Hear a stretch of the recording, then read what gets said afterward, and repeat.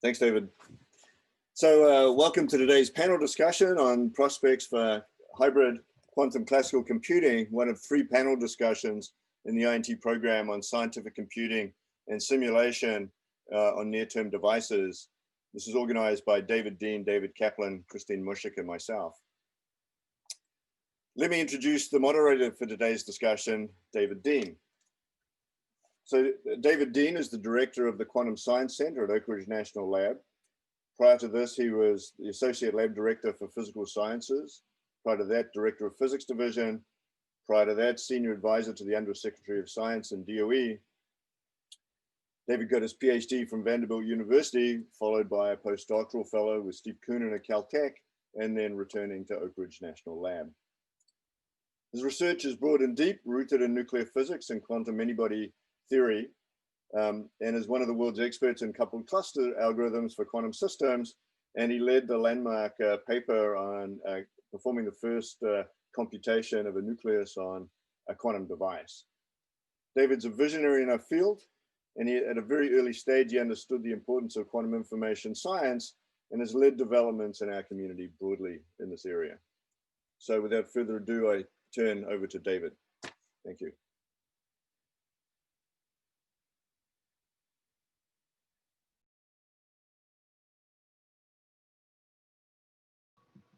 David's muted. He's muted. Try again. Thank you, Martin, for that introduction. What I'm going to do today is first set the stage for comments from our panelists, and then after that, we'll have a discussion with the panelists where I give a few questions to them, and then after that, we'll open it up to the floor of people. See if we can have questions from the floor. So that's how we're going to run this. And let me share my screen and slides. So the panelists today are Jay Gambetta. He's the principal theoretical scientist behind IBM's quantum computing effort, and he's among the most respected experts in this field and throughout the industry. He's a leading contributor to the software, has interface experience and educational content experience within IBM Q, the IBM Q experience, which enables public exploration of quantum computing. Travis Humble is a distinguished scientist at Oak Ridge National Lab. He is leading in the development of new quantum technologies and infrastructure to impact the Department of Energy mission for scientific discovery through quantum computing. And he is also the Deputy Director of the Quantum Science Center and leads the co-design effort within the center. Jarrod McClean is a research scientist in the Google Quantum Artificial Intelligence Lab. He received his PhD in chemical physics from Harvard, specializing in quantum chemistry and quantum computation, supported by the US DOE as a computational science graduate fellow. And his research interests broadly include quantum computation and quantum chemistry and numerical methods and with information sparsity. And Matthias Troyer, who actually spoke a couple of weeks ago at the workshop.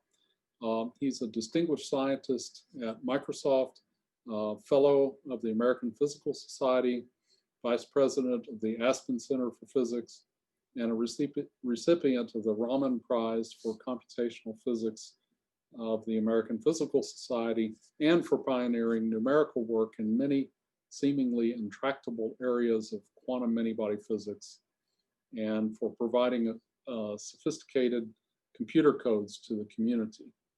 And so this is our panel, and I'll set the stage a little bit here just by showing a couple of things as I was thinking about this.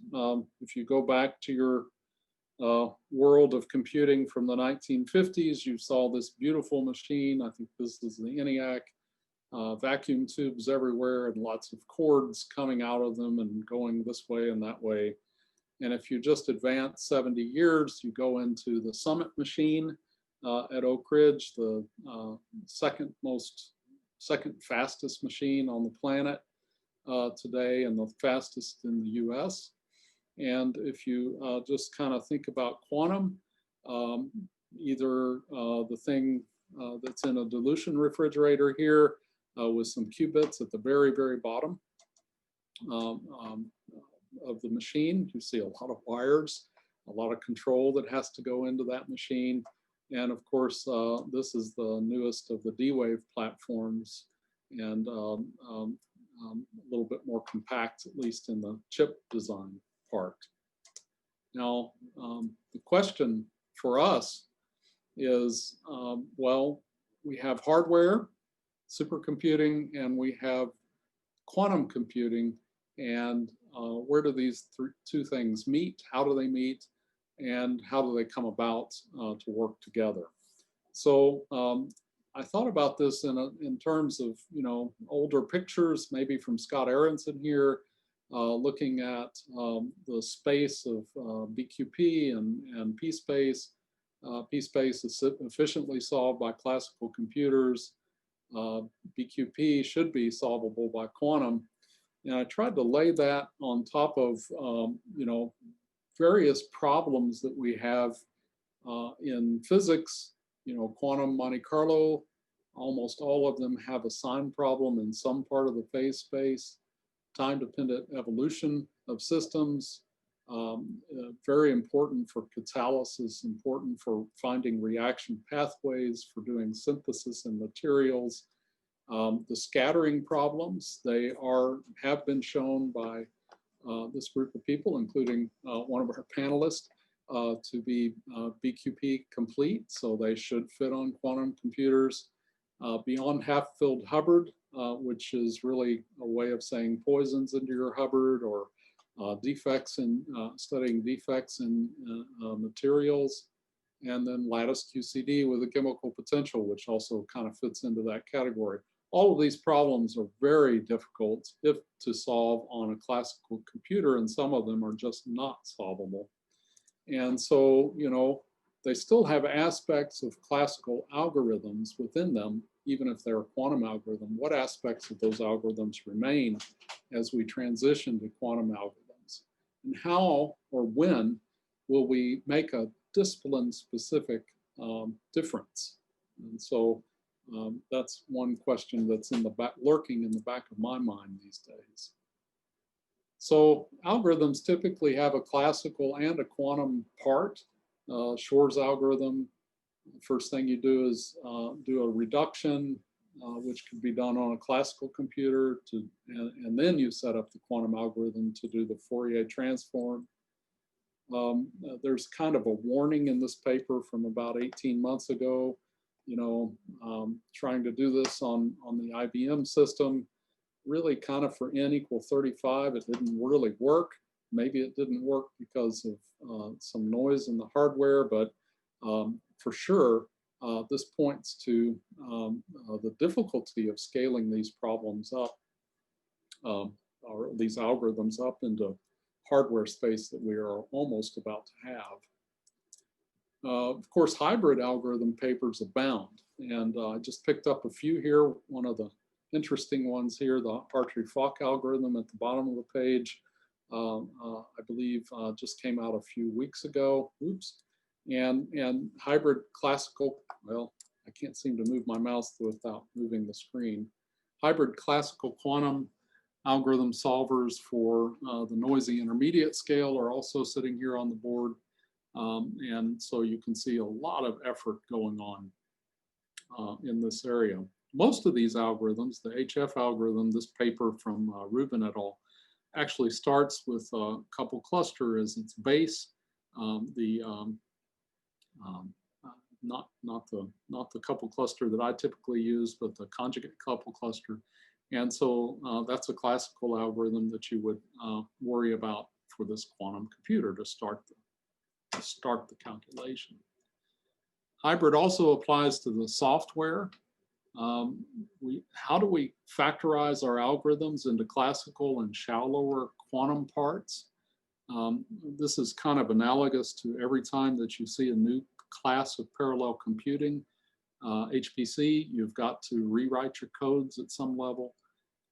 Quantum computers sitting in the cloud have to have classical interfaces, and that just leads to a whole bunch of things concerning scaling. Here you have system footprint, I/O management, heat and power dissipation, noise and crosstalk interference, and even cryogenic scaling, which is more of a civil construction scaling, if you will. As you see the various types of platforms going from the larger platforms that will be available from IBM in a couple of years to even yet larger platforms, cryogens for neutron EDM experiments, to probably the largest cryogenic container out there for the Catherine experiment. I don't really think we want our quantum computers to have to use this kind of huge cryogenic space. But anyway, that's also part of the sort of the classical quantum hybrid discussion. So with that, this is again our panel. And what I thought I would do is just try to go through these. What we'll do next is to go through each of these people, starting with Jay. He'll give a few minute, 5 to 10 discussion, and then Travis, Matthias, and Jarrod, and then we'll open it up with a few questions. So thank you.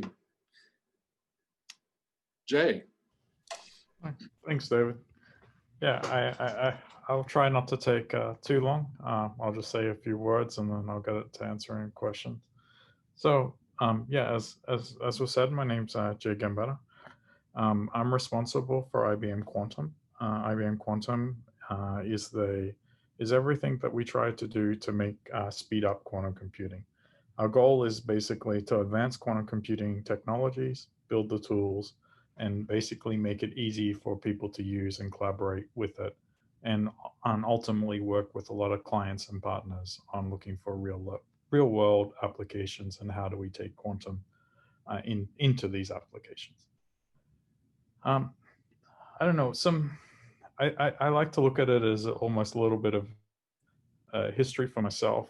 In 2016, I did one of the things that you already mentioned with the teams. Working with our team, we decided to put this research on the cloud.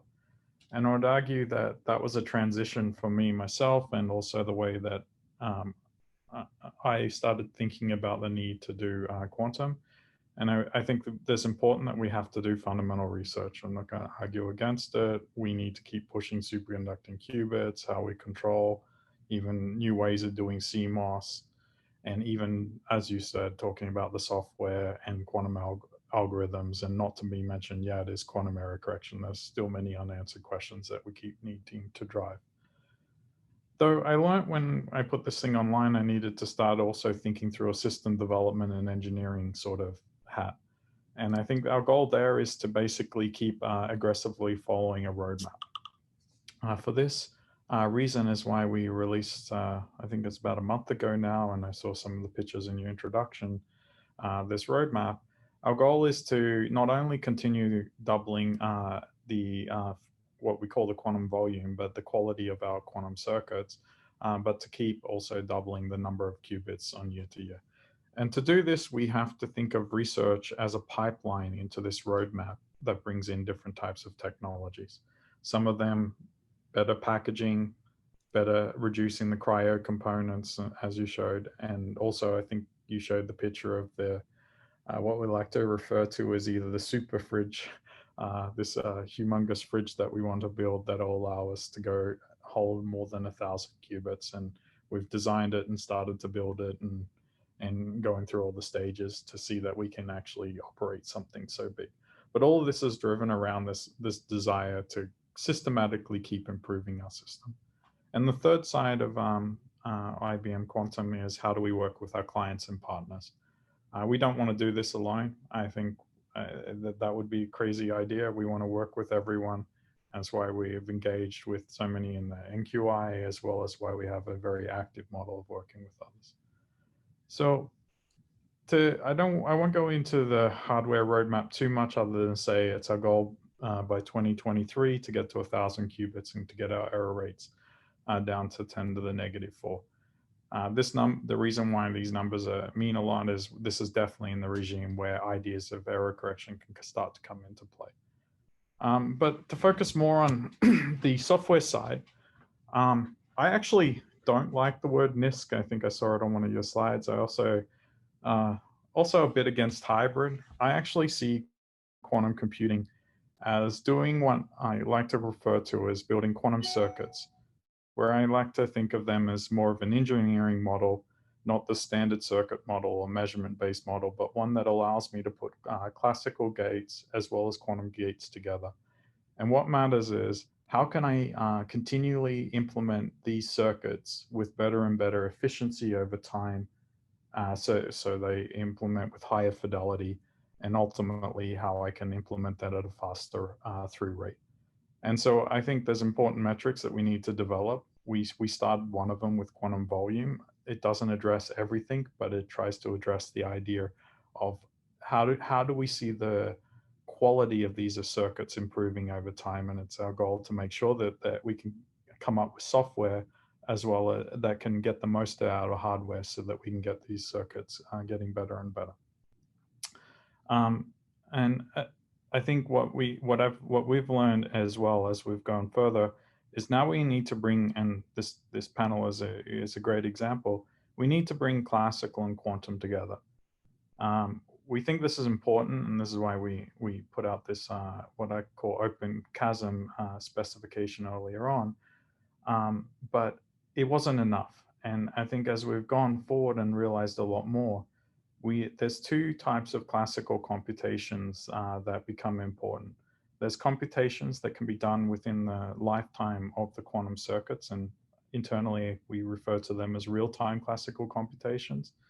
And there's computations that can be done outside the lifetime of the circuits, and I like to call them as near-time classical computations. So what we're working on and what we're trying to make go forward is updating open chasm specification to identify all those classical computations that you would want to do within the lifetime of the circuit. They'll be bounded by what can be done, but it's important to understand what we want to program near our hardware so we can get greater variety of circuits that we run. And then as we go forward, we need to come up with an architecture that allows what you called hybrid, or others call VQE, and I've heard many different types of names of algorithms that tend to do a lot of classical computations really close to those quantum circuits. And that really forms the basis of making sure we need to bring classical computation with low latency very close to our systems. And so what I'm very passionate about now is working to define what it is to be a future runtime that will allow users to be able to do these algorithms over the cloud more efficiently. And I think there's a lot of ideas out there that we've got to keep digging at to get that formalized. And I think if that's possible, as you said, we'll see this joining of classical and quantum computation together. And I think the future is going to be a nice blend of all of them, with quantum enabling us to accelerate and look at problems that we couldn't look at before, but it's never going to be done without classical HPC as a partner leading the way. And for that, that's my little introduction. I'll let us go on, and I'm happy to comment more later. Thank you. Thank you, Jay. I think I said Travis next. Yeah, thank you, David. So hello, everybody. It's a pleasure to be here and to join the panel. As David mentioned, I am at Oak Ridge National Laboratory. I have several roles. One is director of the OLCF, the Oak Ridge Leadership Computing Facilities Quantum Computing User Program. The purpose of that program is to enable research on commercial quantum computing systems. We use merit-based review processes to take proposals, evaluate them, and when appropriate, award them time on commercial quantum computing systems that we have gotten access to. And in that role, I've gotten a very interesting perspective on the types of applications and use cases for quantum computing that are emerging with today's quantum computers. In my other role as Deputy Director in the Quantum Science Center, I'm overseeing co-design processes that are threading together research across different domains, materials, computation, devices, in particular to address the development of quantum simulation platforms for scientific computing. And so I think that's an important step going forward, both to take feedback from today's uses of quantum computing systems, and then to envision what the future quantum computing systems need to be in order to enable the types of scientific research that Department of Energy is interested in. I prepared a few slides just to try to give you some sense of how I view this particular point. I'll try sharing my screen.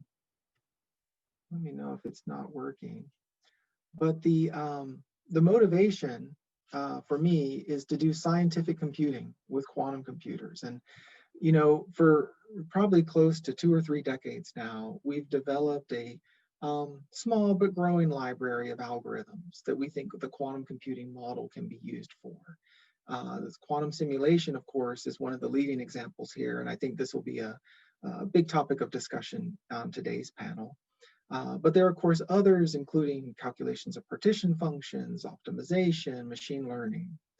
It turns out that when you look at the scientific domains that the Department of Energy is interested in, many of these algorithms can immediately be used to solve problems in those domains. Quantum simulation, in particular, directly addresses high energy physics, as well as material science, chemistry, and nuclear physics. Optimization, machine learning, of course, intersect with a lot of the data analysis and artificial intelligence that's become a priority at Department of Energy. And this list goes on, and it's an ongoing discussion to try to understand more of these connections, in part to chart forward how we would use quantum computing, both to build high-performance computing systems, as well as alternative methods of computation that may somehow break the model that we're used to. But in terms of the models of computing, or in terms of these problem sets, I like to think of the scientific use cases for quantum computing coarsely divided up into these 3 areas. Today, I see us largely focused on the physical sciences, chemistry, materials, high energy physics, etc. And here, it's about demonstrating the controllability of quantum states that emphasizes the demonstration of these examples. In the center are data sciences. This captures artificial intelligence, machine learning, places where the analysis of classical input, especially the data sets themselves, becomes an important part. And that is as much about interfacing the quantum world with the classical world as it is about controlling those interactions. So it feels like that becomes a slightly different use case. And then finally, the applied sciences, which I would consider verification and validation or engineering physics, is in a regime where accuracy becomes the leading concern for the development of quantum computers. It's less about the controllability and the interface with the outside world, and more about the reliability and the accuracy with which we can perform those calculations, things that play an important role in modeling and simulation for the high performance computing systems. So I lay out these 3 categories simply as a very coarse way of trying to organize my own thoughts around where we are as a community in addressing the scientific value of quantum computing. But of course, there's many different ways to try to address that. There are several models of quantum computation. What I call digital computation, or the gate model, of course, is a very popular, widespread model of quantum computing that I think has really advanced the field a long way. I would say it most closely matches our conventional paradigms of Boolean logic for performing operations, but of course it's based on fundamentally different physics, and so therefore extends well beyond the class of problems that we're used to solving efficiently. There's 2 other models I would call out for this discussion, though. The one in the center, adiabatic computation. This is somewhat equivalent in that we're still manipulating a quantum state, but now we're using a slightly different set of constraints on the physics, mainly slow transformations in order to ensure certain conditions about adiabaticity. And then finally, the category of analog computation, which I consider to be almost an experimental science in itself, uses physical systems as proxies for the models in which they're meant to simulate. And this is somewhat different from any of the other 2, but of course all 3 have the potential of being a universal quantum computer. Now, the reason I mentioned these several models of quantum computation is that just like the three different categories of different types of use cases, the platforms that we find to be most amenable to those particular calculations may vary depending on what we're trying to do. It could be that analog computation for quantum simulation is a promising path for very special purpose types of processors. And that again breaks the model of a general purpose high performance computing system. By contrast, having things that interface efficiently with conventional logic, for example, digital computation, would be a convenience that we could of course then leverage history in the computing. So the totality of all of this for me is that it now kind of bifurcates into two paradigms, or what I call a tale of two quantum computers. And this is a narrative I think tends to pop up in my conversations, especially around algorithms. First and foremost is the idea of fault-tolerant quantum computers, where noise and errors are not really limiting factors in the, oh dear, I've switched the slides. The fault tolerance is on this side. But here, the fault tolerance is based on the redundant encoding of information to mitigate errors in the system. And that is an important engineering feat that we've yet to realize, but it's important because it will enable us to be able to perform calculations well beyond the capacity of the raw behavior of the machines themselves. By contrast, there is another paradigm, noisy intermediate scale quantum computing, or NISQ. Like Jay mentioned earlier, I found myself to be a never NISQer, insofar as I've always wondered what could be the value of a system that we know is overcome by errors. But there is a near-term value, which is that it becomes a system that we can play with, that we can use to enable new types of algorithmic research, that we can address the questions of controllability and interfaces, and that we can then scale out when we reach engineering capabilities that can actually address fault-tolerant quantum computing. Now, a big question for me is that these two paradigms of quantum computing, fault tolerance and NISQ, are not clearly linked yet. One appears to be an early version of the other, that is that the NISQ systems are dominated by noise and therefore we might consider them pre-fault tolerant, but the types of techniques and methods that we develop on those systems may not eventually transition over into a fault tolerant version. And so therefore we may be in an entirely new realm, or city as it were, of quantum computing. And the transition over into the future fault tolerant city may be in fact a different path altogether. So I offer these sort of categorizations of quantum computing and use cases and computational models just as a way to explain from my perspective the amount of diversity that I see out in the field and all the many different choices that we have facing us ahead. So with that, I will conclude my prepared remarks and turn it back over to you, David. Right. Thank you, Travis. And next, I believe it's Matthias Troyer. Yes, thank you. So since nearly 4 years, I'm now at Microsoft. I moved from the academia because I got to the point where for the scientific problems that I wanted to solve, I realized more and more that I need quantum hardware to do it. And so I joined Microsoft to help make it happen, so that then once we have having scale machines, we can then do the science that I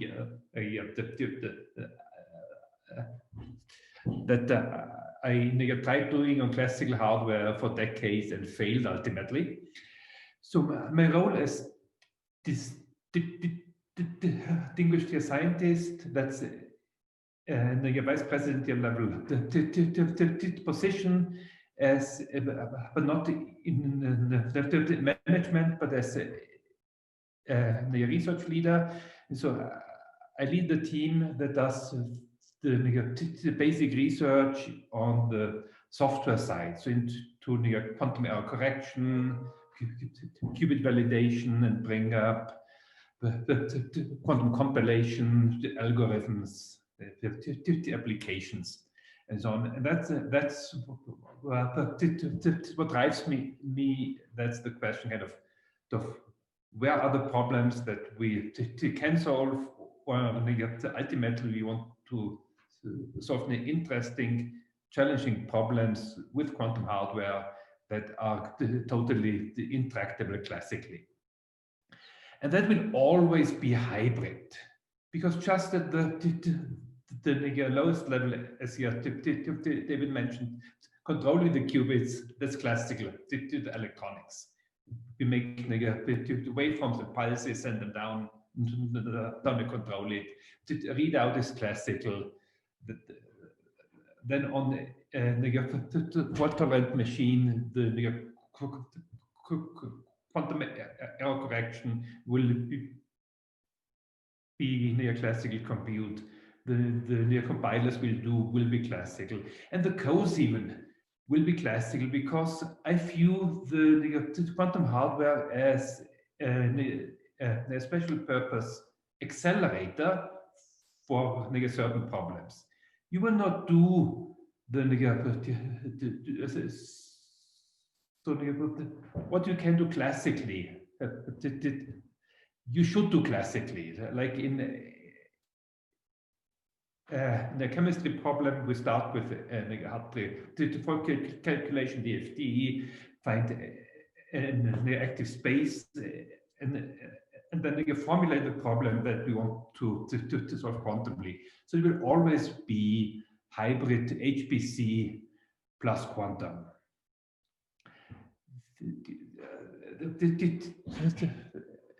And also, as Jay mentioned, the codes will ultimately mix quantum and classical in the instructions. And so when at Microsoft, we developed our programming language here, Q#, we started from the long-term future saying, what are the codes we want to write once we have scaled up your quantum computer? And so the language is from the start hybrid, quantum classical control flow, classical computing with quantum instructions in it, quantum operations, low level and high level. And we then start basically from the long-term future, and we bring it down to simpler problems and see what can we already compile now to existing quantum hardware. Now, for the problems that I would like to solve hybridly, there, I think the first applications will be the quantum simulations. And while it may be a while until we can do big complex molecules, for example, or materials, we can start with simple models. And as was mentioned by Travis, we've had quantum systems that could do things that are classically hard already for a decade with analog systems, quantum gases, and so on. And there, for many years, we already saw the hybrid interplay between the development of new classical approximate algorithms, new QMC algorithms that went around the sign problem, the new approaches to approximating the quantum systems, and then we could validate them by comparing them to the analog quantum simulations. And so that's then the last kind of hybrid step, that there's the hybrid development of new classical algorithms using quantum hardware to test it, improve it, and benchmark it. And with that, I want to pass on to the next panelist. Thank you, Matthias. I think, Jarrod, you're next. Great. Yeah, thanks a lot for organizing this panel. So let me go ahead and share my screen for a few slides here. So yeah, I'm Jarrod McClean. I'm a research scientist at Google. And my passion is sort of figuring out what we can do with quantum computers, whether they be near term or long term. And inevitably, this involves a lot of classical computing at the moment. And I thought a lot about what to say in these kind of intro moments because I wanted to say something at least a little bit different than some of the other panelists.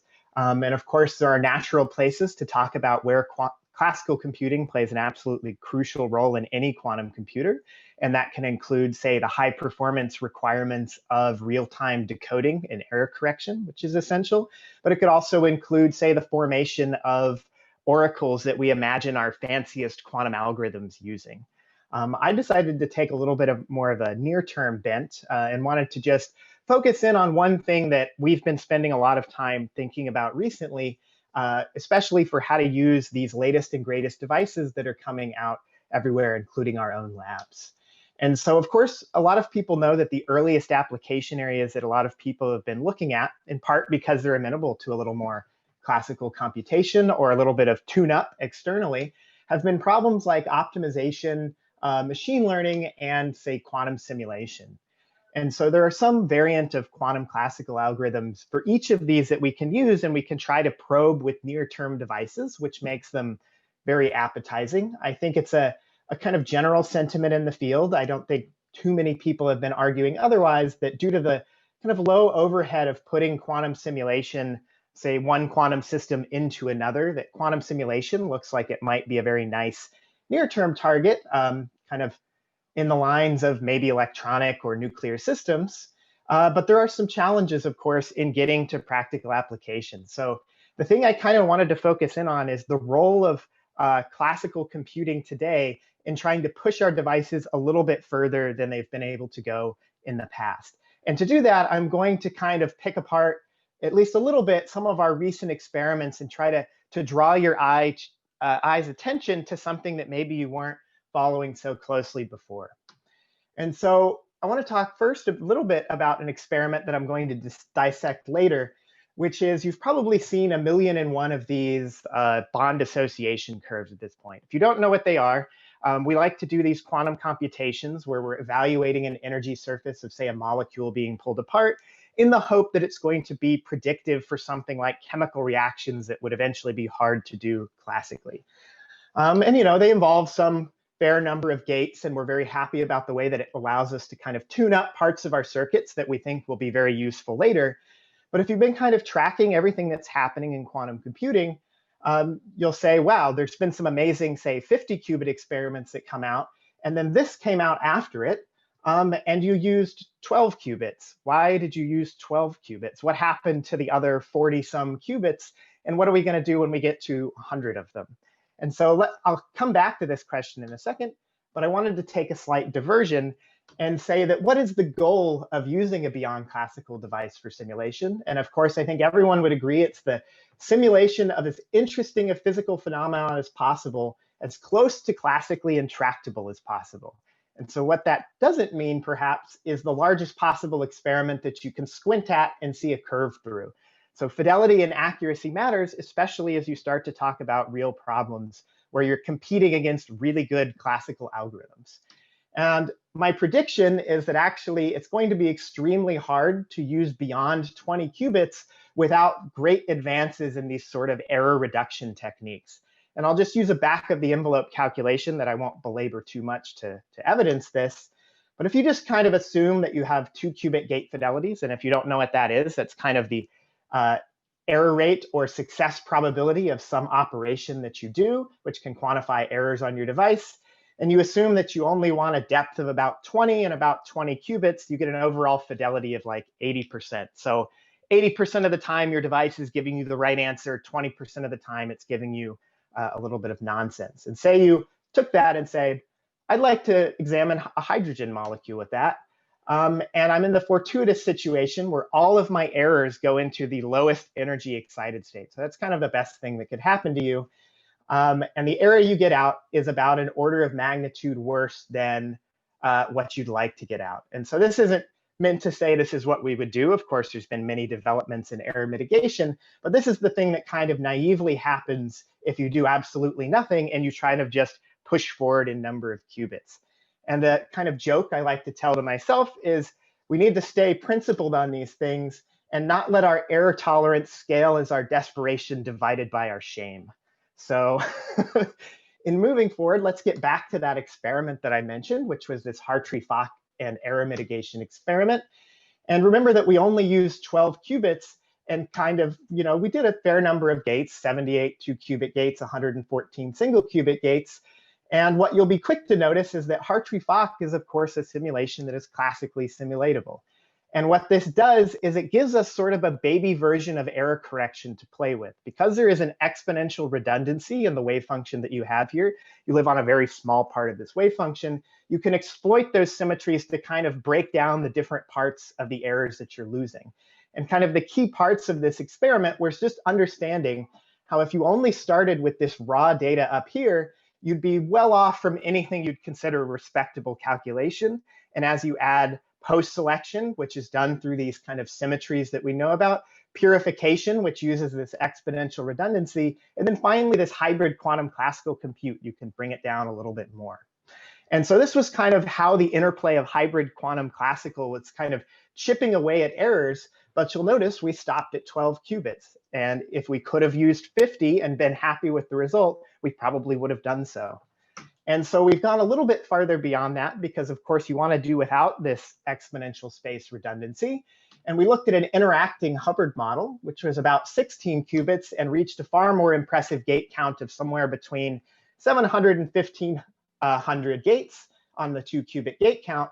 But again, we highlight in this figure the process of if I started from the raw data over here, which is just these dots compared to these perfect lines, which are up here, you need to apply a series of steps, say post-selection, this kind of block calibration technique that we've developed, and eventually rescaling. And after all of this kind of classical intuition and effort, you can kind of strap the qubits up to something that looks respectable around 16. But that's still a far cry from kind of growing and growing our device.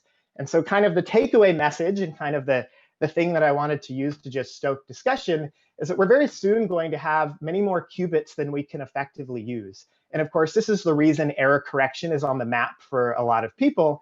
But there's a big space between, say, the 50 qubits we have now, the 100 qubits we'll have, and then eventually the 1,000 qubits that might only comprise one logical qubit. And so we really have to start thinking about how to change algorithms and also how to start incorporating and perhaps borrowing ideas from error correction in the near term if we want to make a compelling and interesting use for a device that should access frontiers of physics that we have no idea how to access otherwise. And so just as my kind of final thought there, I'll just leave you with this deep dream picture of modified Sycamore chip, which someone on our chip team made to kind of think about the possibilities. So that was kind of what I wanted to say. Great. Okay. So thank you all for good starting points. We have a few minutes for some discussion, and I think I'll just pick one of these questions that I've written down. So this is an Algorithms or Us group. I think all of us at one point or another have slaved over creating HPC-like algorithms. We've watched them fail. We've watched them succeed. And we've done it in many fields. These classes of algorithms range from Monte Carlo techniques to coupled cluster theory, Hartree-Fock we just heard about. What stands out as different in quantum algorithm design, and what feels similar in your experiences with algorithm building in the classical HPC world? And any one of you could take that question.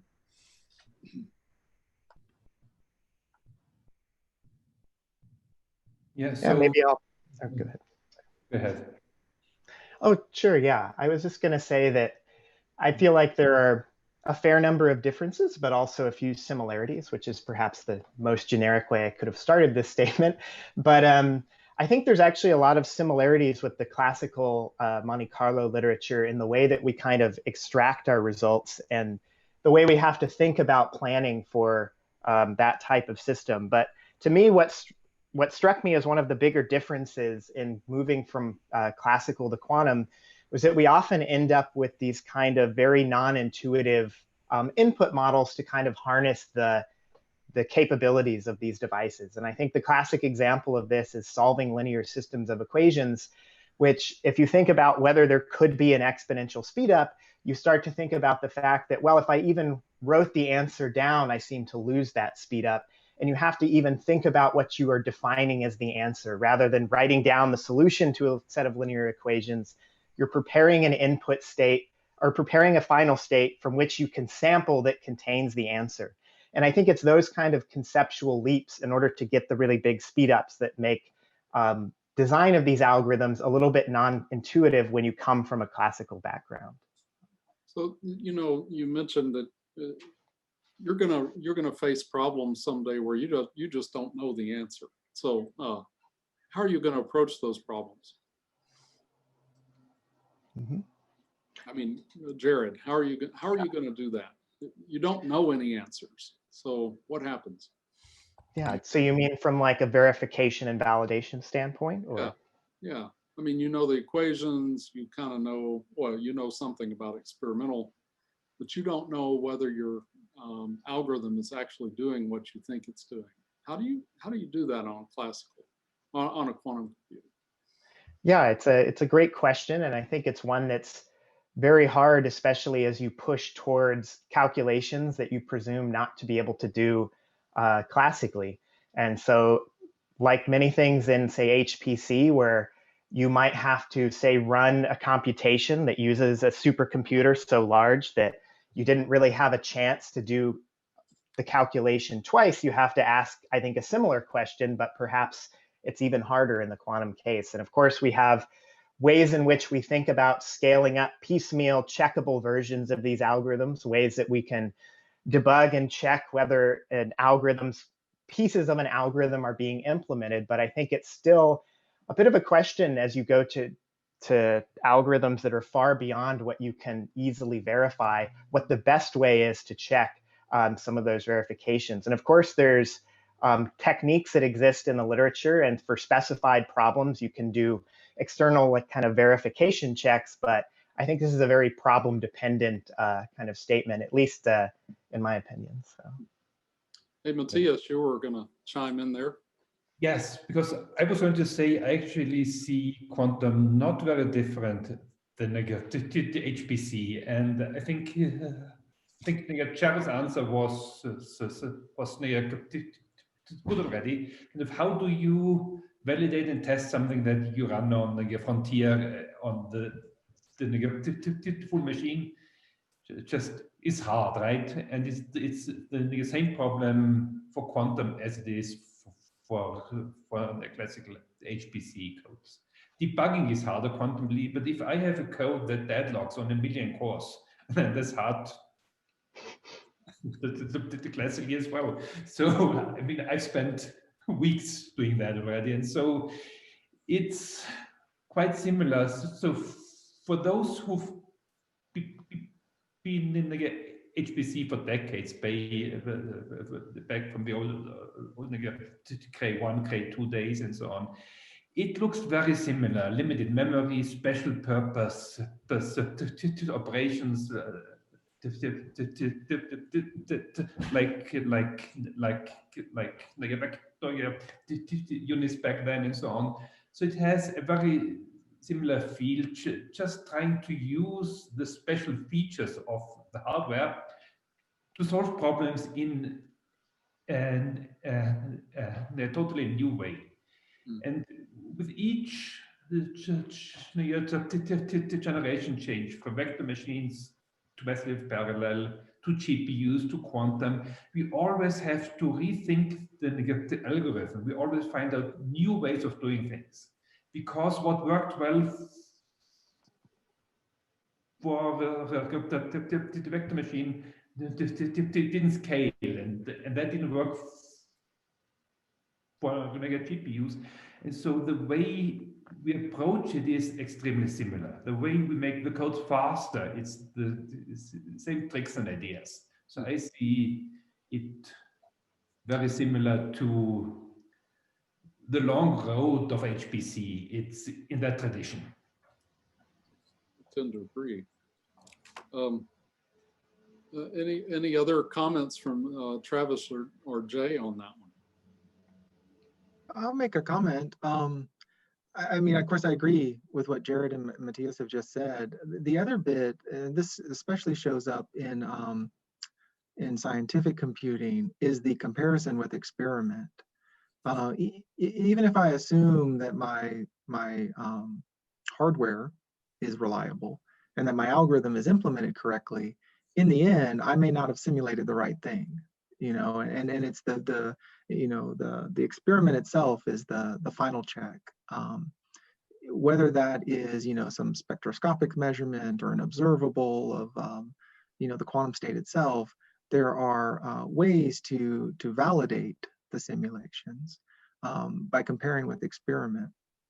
I think the piece that becomes tricky is what Matthias was hinting at, is the debugging, which is, well, if it's not right, where did the error come from? And that part, I think, is much more difficult to track down on a quantum computer, in part because you have a limited ability to interrogate it. Yeah, I think my comment is along the lines. I agree with what's being said. I think I would even add to it.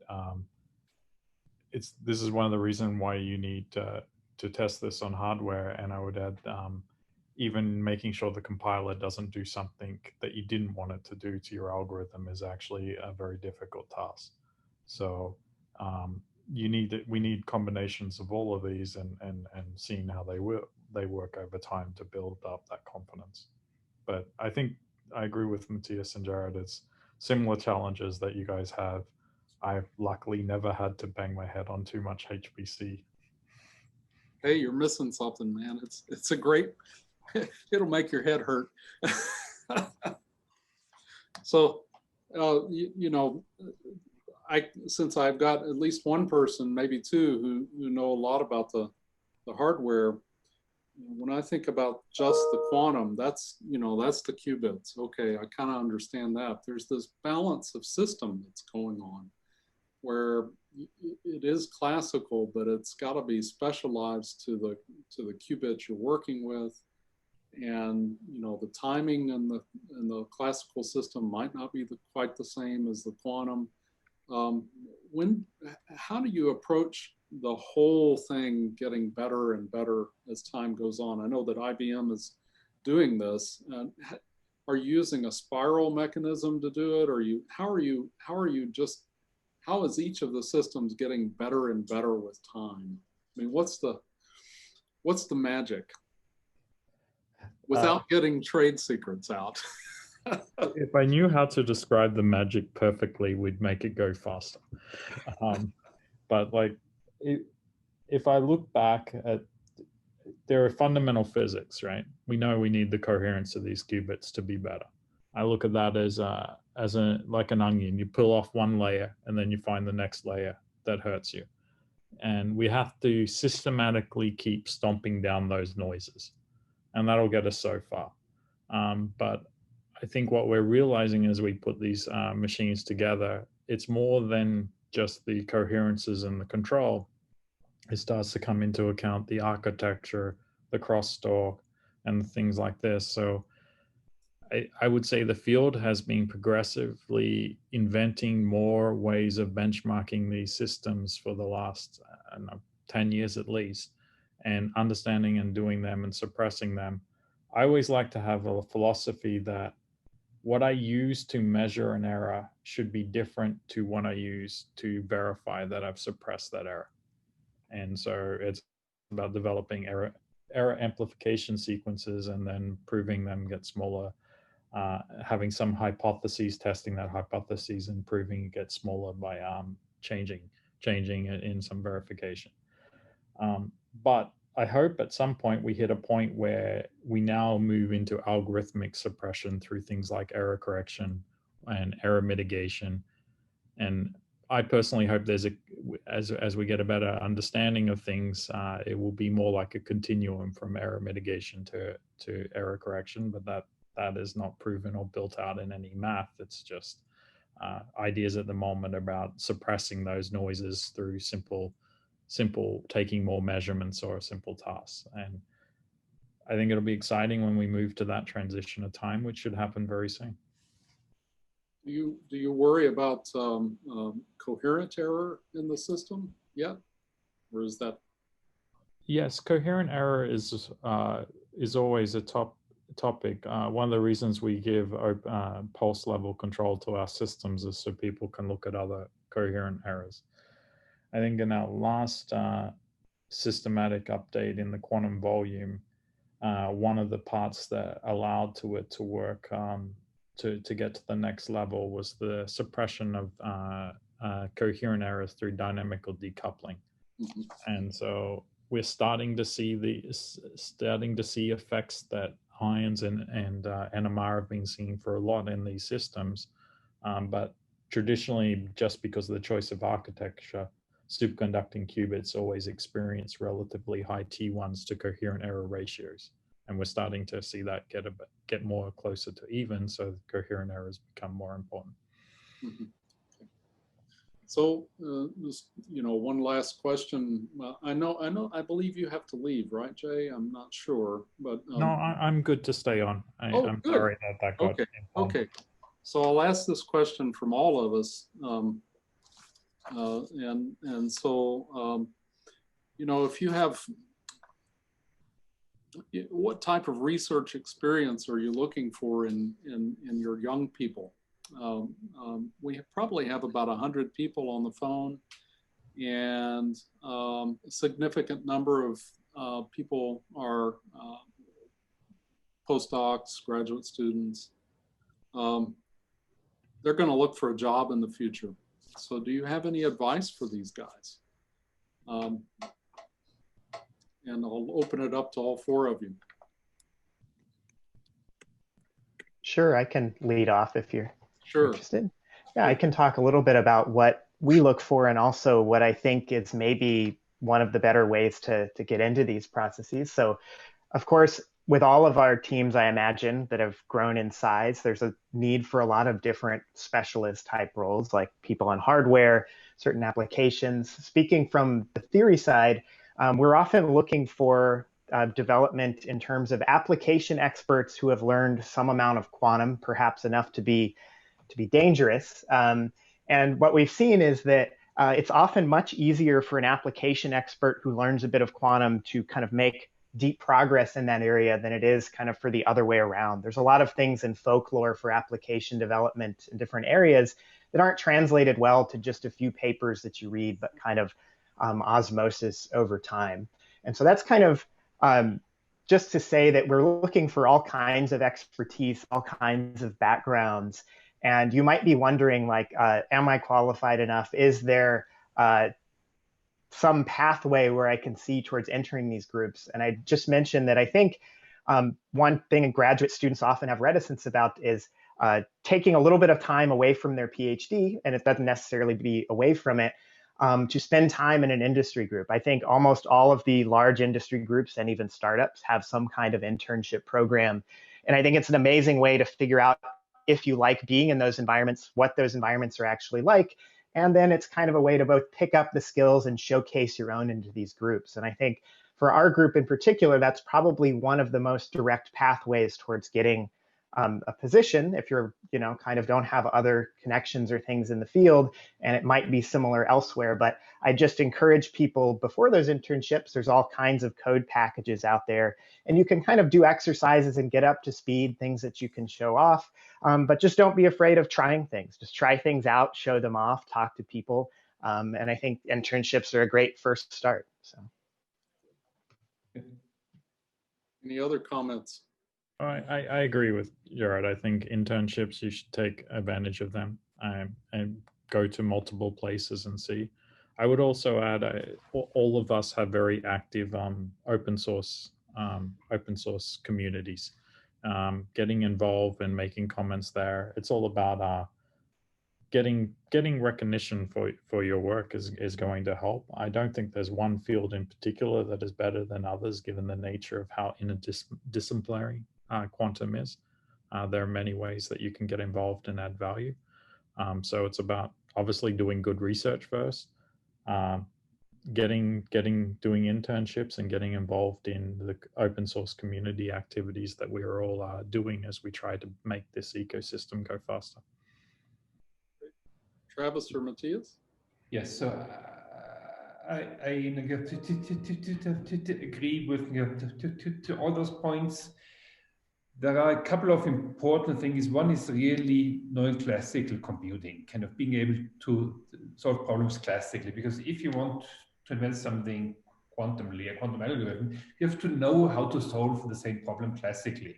We saw many cases of big speed up claims that were debunked once we showed how to actually solve the problem efficiently classically. So being able to solve problems classically, being able to program is important. Then also the internships are a great experience. But the question also said kind of what am I looking for and what we're looking for are a few things, and that's one is we're looking for excellence, brilliant people. The second one is a passion for the work. You also have to be motivated to do it.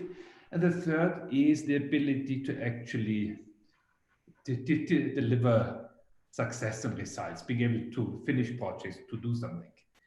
I don't care whether you've done that in, let's say, genomics or in quantum physics, kind of, but showing the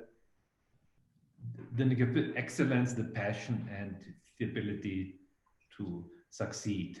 That's what I look for more than kind of quantum specific knowledge. You know, I'll add on to this. I think that there is a perception that quantum information, quantum computing is a young person's field. And I think that that is unfortunate because it's much more, I think, what Matthias just said, which is that if you are open and creative type person who's willing to face what may be a modest adoption barrier, then it's actually a field that could be very ripe for people from all rungs of the ladder, so to speak. In particular, I think people who have the domain expertise, for example, in nuclear physics, can make an enormous contribution by collaboration. And I think this is getting to the point that Jarrod was making, that you know, it is the intersection right now of quantum computing with all of these different disciplines where we're seeing the most progress, whether that's chemistry, nuclear physics, materials. And it's because there's such a good match between the models that are underlying the theories of those calculations and the hardware that realizes those models. But the way to pull that together is to really have people who are passionate about crossing those bridges. So I would just emphasize this as well, that you know, an openness to taking on a new challenge is probably, you know, a clear indicator. Yes, but I would say it is still a young person's field, because when I was in the quantum metaphysics, I was always one of the youngest, and then suddenly I'm in quantum, and I think on this panel I'm likely one of the oldest by a bit. So I suddenly turned from a young person in the field to an older person in a new field, and so there's something to it that it's something for young people, but I think it's not that you have to be young for that, but it's just that that's what attracts the young people nowadays. I think this is right. Yeah, but that's my point. It doesn't have to be this way, but it certainly is. Yeah, I have gray hair and we can still work on quantum. Usually when you have gray hair, it means you know something. So I think, you know, that's great. I think it's in pulling together the Quantum Science Center and all the people that are involved in that, I think the passion is really up there. It's if you've got passion for doing this stuff, even if you're doing the far out stuff that we're trying to do in these topological things, I mean, that seems to be the kicker. That's a really good thing. So let me transition. We have about 20 minutes left, and I think what I'm supposed to do is open this up to questions from the floor, and we can do that by if you raise your hand, use raise the hand. I guess that's on this machine somewhere. Maybe not, or if you use the chat box, I can certainly bring you up and let you ask questions of the panel. So are there any questions?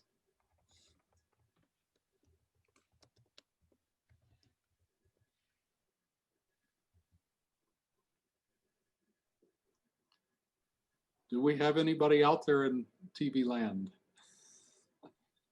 Hey, David, it looks like there may be a hand raised. Oh, I see it. Okay. All right. All right. Sorry about that. Matteo. Yes, can you hear me? Yes. Yeah, I had a question about error correction came up a few times, and I'm curious what the main barrier to error correction, to implementing error correction is. Is it sort of engineering and device physics, or is it more theoretical advances? And along those lines, I think Travis mentioned he mentioned that maybe some of the processes we develop for the NISC computers might not be able to translate to fault-tolerant computers. And I was wondering exactly why that's the case. Is it because we're changing the algorithms and the way we do things for NISC computers, and so that might not be applicable to a fault-tolerant computer, even though it kind of makes intuitive sense that stuff would be able to translate. So yeah, those are my two kind of questions. I'm happy to start. Sure. So I think the answer is both. I think we have good understanding of codes on a two-dimensional lattice, and now we have to work out how to implement them. There are some optimizations on them, and they're very good from an experimental point of view to keep working towards, to show that we can show some of the properties of fault tolerance and error correction. The other side is I actually think that error correction is emerging again with a lot of great ideas and low density parity check codes and things like this, which propose using less resources. And I think there's a lot of theoretical work to understand those codes, what type of long range interaction is needed, or what is actually needed, and working out how to encode and decode them, and really start to feed back into the experimental community and trying to design things that are beyond just the standard two-dimensional array. So this is why we have a very large error correction team at IBM, and that's those two questions. One is work out how to use our hardware and make codes so we can implement them on a hardware to understand the fundamental properties, and then work on more exotic codes that bring down the efficiency and understand what implementations they have back on our hardware. And so it's very much a lot of theory to go. I'll let Travis give his point, but on the second one. Oh, thanks, Jay. Yeah, I mean, I did this to myself. I suppose I should have to defend it.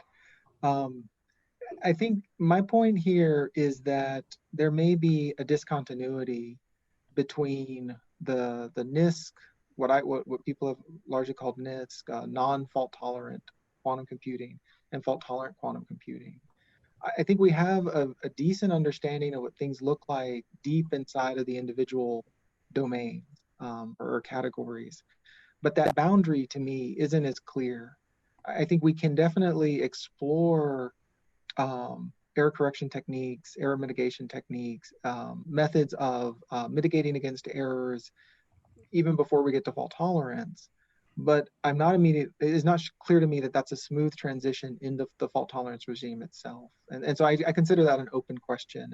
And I keep bringing this up at panels and nobody says I'm wrong. So I'm still waiting for that to happen. But for me, that's an open question that we'll have to face in the not too distant future. Well, maybe I'll espouse the slightly contrarian point of view since you've encouraged me to do so.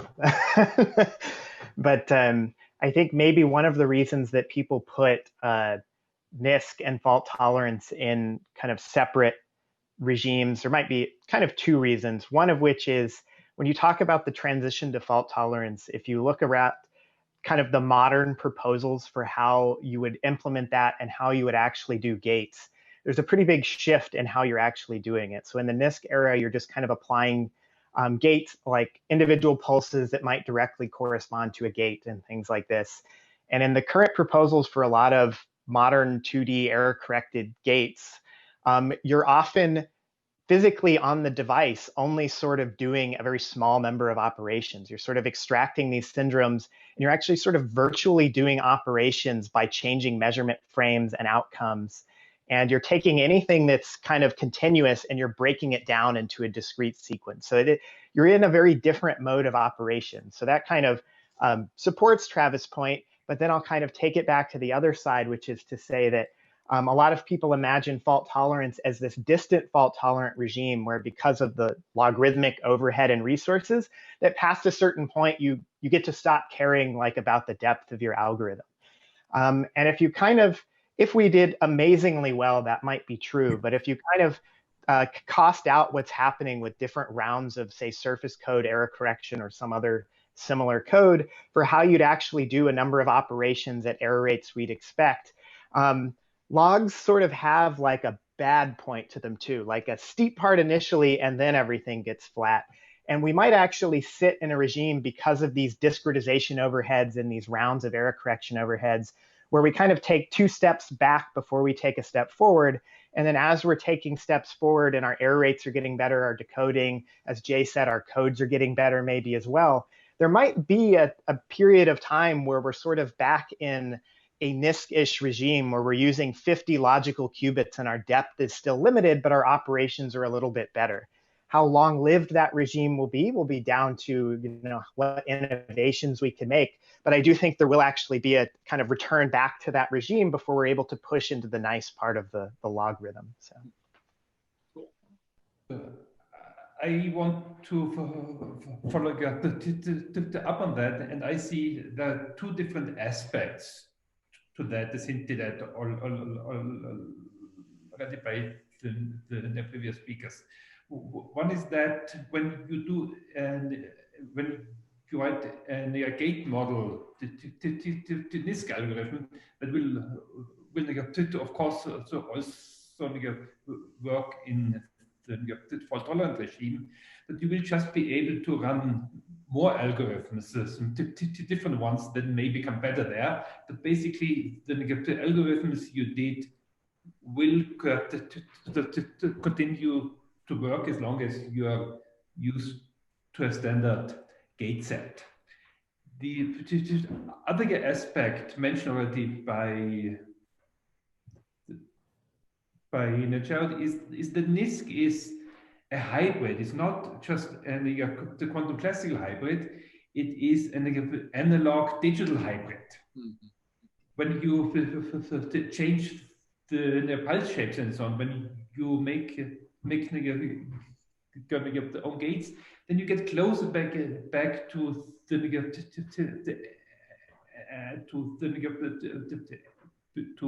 the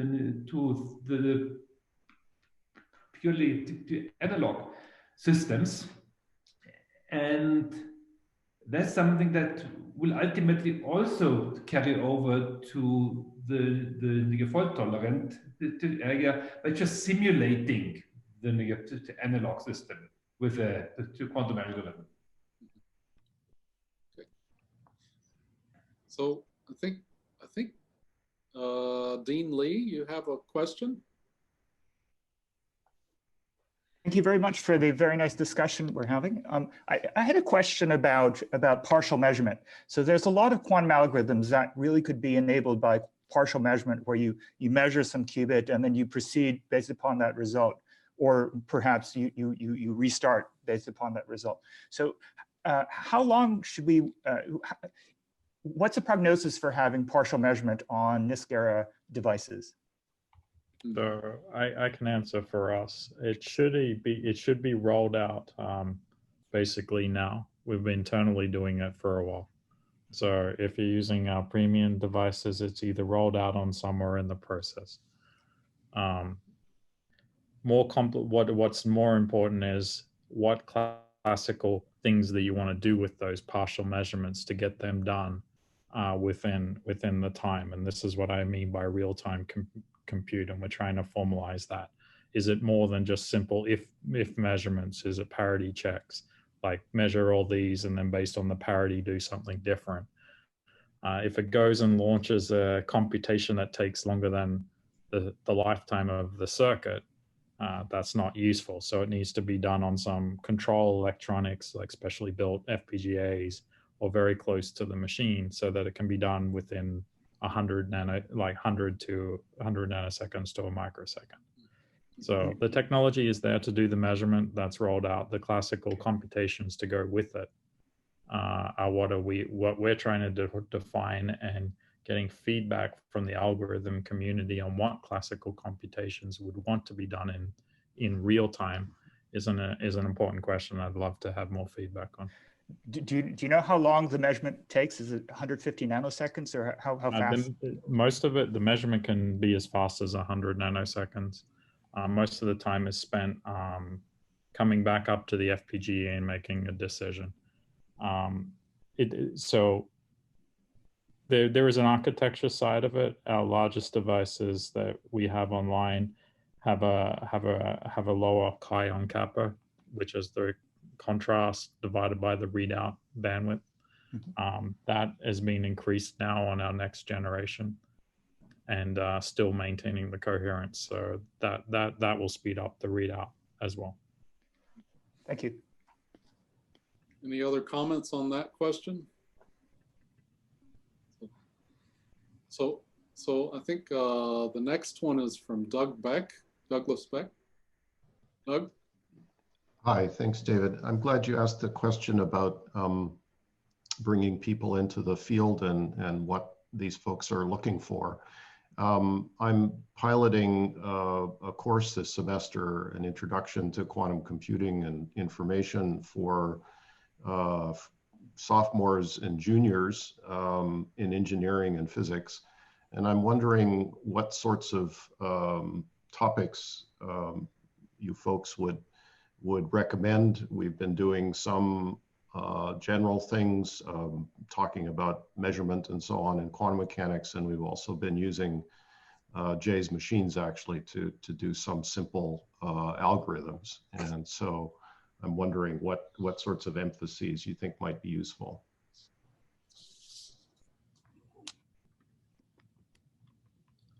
Anybody?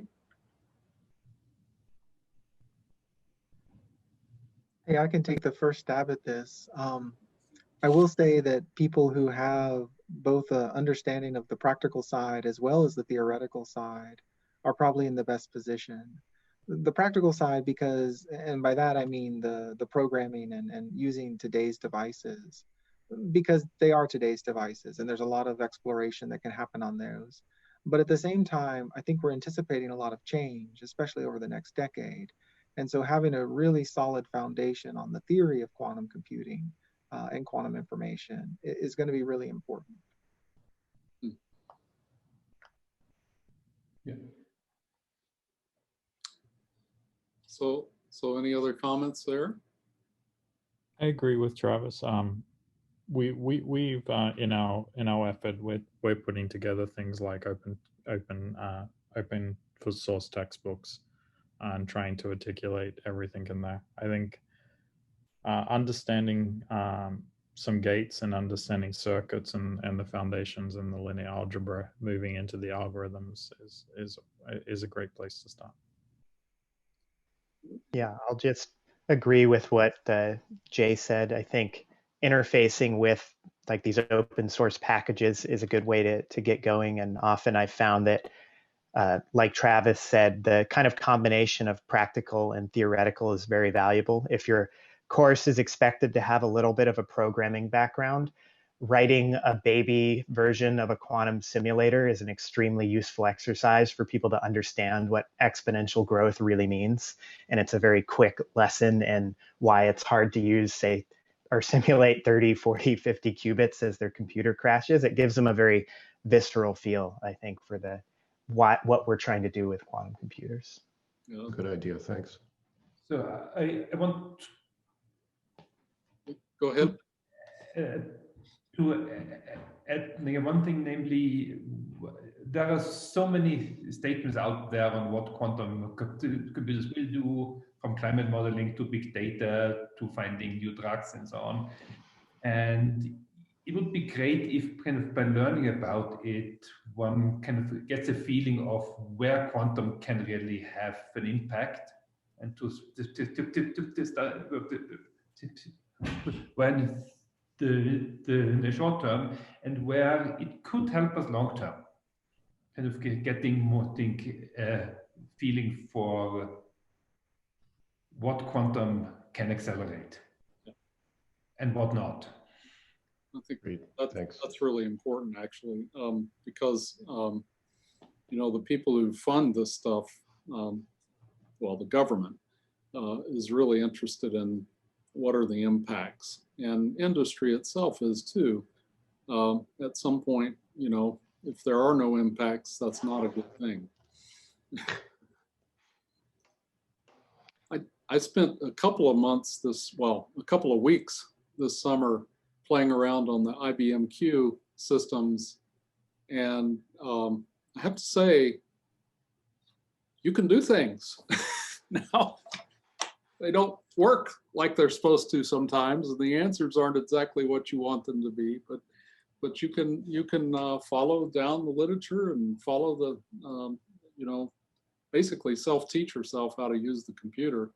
And it really reminded me of my days back as a student learning Fortran for the first time. And it was all self-taught. You just sat there and you did things. And I find that to be, from a young person's perspective back then and now, to be very helpful. I mean, I don't have to go to a class. I can just sit there and play with the system, and it works. Yeah. I really appreciate that. I appreciate that of all the industrial folks doing this stuff. I like that statement here, because also 5 years ago now in November at the supercomputing conference, there was a panel on post-Morse computing, and one comment from the audience was, why do we talk about quantum when it doesn't exist and nobody knows how to program it? And then the year later, I could show the quantum circuit running on the IBM's machine live at a panel, and so look, these things exist and we know how to program them. And that made a huge difference to the field. Yeah, and so that's where we are today. So I think young people can, you know, students can really, if they have the gumption, they can really get in there and do some stuff. And that's where the new ideas are going to come from too, probably. Some student running around making a new algorithm that we haven't even thought about yet. So I think we're at near the end of our hour, or hour and a half. Are there any closing thoughts? I had this one question written down, which was, you know, what's the dream problem that you would like to solve, you personally, on one of these systems? And that as we go forward, how close do you think you are? Maybe we can end with a little bit of inspiration here. So let me start with Matthias, actually, because I know he wants to solve a dream problem. Yes, so that's the problem that I was posed for my master's thesis way back. You see, the master's thesis project is what stays with you all life. And there I was supposed to solve the two-dimensional Hubbard model by quantum Monte Carlo. Of course, after a week, we realized there's a sign problem, and it has been with me ever since. So if I can finally solve the Hubbard model, ultimately, I think that would be a big milestone. That'd be nice. How about you, Jarrod? You must have thought of something. Yeah, I mean, I wish I had the determination to stay with the same problem throughout my life, but a lot of different problems kind of interest me. And I think maybe two that I've thought about most recently is I've actually become fairly interested in large-scale quantum error correction as a test of the limits of quantum mechanics. So I'm actually pretty fascinated by that. And the second, where it's easier to speculate about things you know very little about, is I kind of wonder what quantum computers can say about to reach into the nuclear field, the catalysis of fusion. Like what levels of models do we need? Is there any probing that we can do there that would get us back to the taboo topic of, say, cold fusion? Kind of excites me. Maybe not cold fusion, but maybe some other kind of fusion. Cold fusion. You said be bold. Hey, Travis, what about you? Yeah, I think this is a great question. But I'll be honest, when I think about this, I keep coming back to the point that I'm less concerned about the particulars of the problem and more about how we solve it. And I think for me, if we can integrate quantum computing with our existing workflows and our existing computing systems and even our entire culture of information technology, then I think that would be remarkable, as a platform, as a capability. And so for me, the way we would solve these problems, regardless of what they are, I think would be an integrated approach that makes the best of both worlds, the conventional computing technology and the quantum, and we figure out all of these questions about how to make those two things work well together. And I think that's going to be exciting going forward.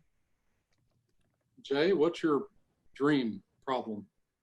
So my dream problem is similar to Travis. So most people probably don't know that I actually did my PhD in interpretations of quantum mechanics. Wow. And where I am now and where I did my PhD are very different places. And so I believe that obviously believe in quantum mechanics. And so I've always made my goal since then, can I control larger scale systems? And can we build a platform that gives circuits with high enough fidelity to users that are well beyond that can be integrated into any of these wonderful problems I'd love to be solved. So the big problem I want to do is, I agree with Travis, what is the architecture that brings, because it's not going to be you just run a circuit over the cloud. We need to bring classical HPC and quantum together in an architecture that gets the best out of both, that allows us to explore how to control larger quantum systems and then use them in an integrated way. And I think we are at I always joke around and not use the word compiler yet, but we're at the stage where we're just scratching the surface on what this architecture would be. So my dream problem is, how do we solve this problem? Finding the architecture. Hey guys, it's 3 o'clock here, or 12 o'clock on the West Coast. So I think this was this point where I'm supposed to say thank you very much for a very nice discussion.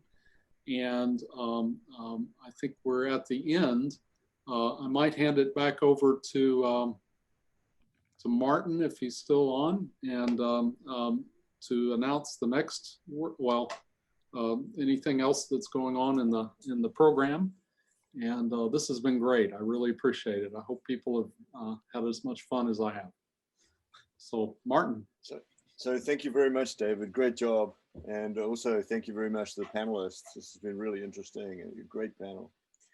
I don't have much to say. I'd just like to mention that the third panel in the series will be in 2 weeks. And so we look forward to seeing everybody back then. In the meantime, the workshop will continue with 3 talks a week on Monday, Wednesdays, and Fridays. So with that, thank you very much. Have a great rest of your day, and very much great thank you to the panel and to David for moderating. Thank Bye, you, everybody. Thanks, everyone. Yeah. Thanks.